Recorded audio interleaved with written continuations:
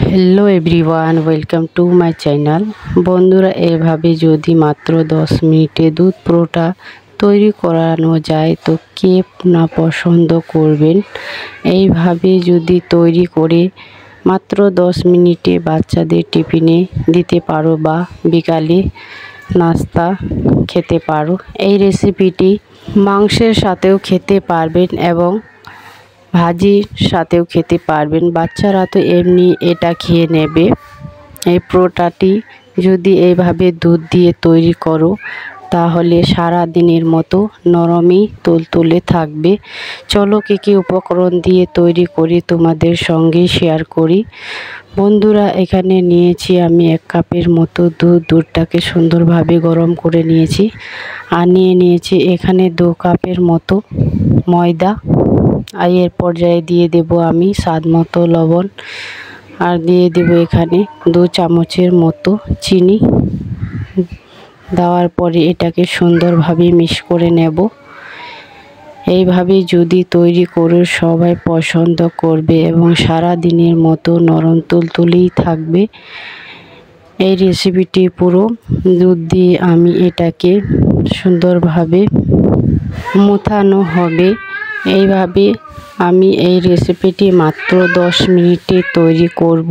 এখন আমি এখানে দুধ দিয়ে দেব। দেখতে পাচ্ছি এইভাবে জল অ্যাড করা যাবে না। এখন আমি সুন্দরভাবে মুথে নেব। এই রেসিপিটি বড় ছোট সবার পছন্দ হবে। এখন আমার মুথানো হয়ে গেছে। এইভাবে আমি প্রায় 2 মিনিটের মতো ঢাকনা দিয়ে দেব। এখন আমি ঢাকনাটা 2 মিনিট আমার হয়ে গেছে। এখন তুলে নিয়েছি। নেওয়ার পরে এখন আমি আবারও একটুখানি মুথে নেব। দেখতেই পাচ্ছ কতটা নরম হয়ে গেছে ডোটা। এইভাবে যদি তৈরি করতে পারো তাহলে সারা দিনের মতো পরোটাটি নরমই থাকবে। এখন আমি এখানে চাটু নিয়েছি। চাটুর ওপরে একটুখানি ময়দা দিয়ে দিয়েছি। এই পরোটাটি তোমরা আটা দিয়েও তৈরি করতে পারো, ময়দা বা আটা দুটাই দিয়েই হবে। এখন আমি একটু ডো নিয়ে এটাকে সুন্দরভাবে বেলে নেব। রুটির মতো একদম সুন্দরভাবে বেলে নেবেন। এইভাবে আমি এখানে বেলার পরে আরেকটা এখানে শেপ দিয়ে দেব। এইভাবে শেপ দিয়ে তৈরি করলে পরোটাটি সুন্দর হবে। এখন আমি আরও সুন্দরভাবে একটি রুটির আকারে বেলে নেব। বন্ধুরা, এরকম পাতলা পাতলা বেলতে হবে, তাহলে সুন্দর হবে, খেতেও মজার হবে। এখন আমি নেক্সট স্টেপে আবারও চলে আসলাম। গ্যাসে আমি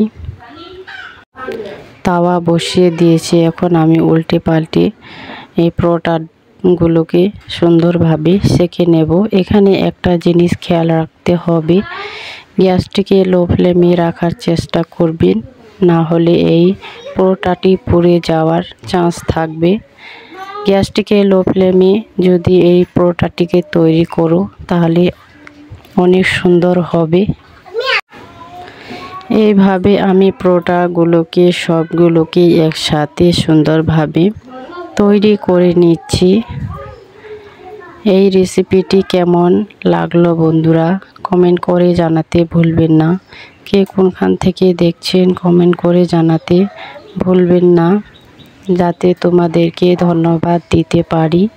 এইভাবে তৈরি করলে বড় ছোট সবার পছন্দ হবে। আমার মাংস তৈরি করা ছিল, সেই মাংস দিয়ে তোমাদের সঙ্গে এই পরোটাগুলো শেয়ার করেছি। তোমাদেরকে কেমন লাগলো কমেন্ট করে জানাতে ভুলবেন না। সবাইকে ধন্যবাদ। আবারও দেখা হবে নেক্সট ভিডিওতে।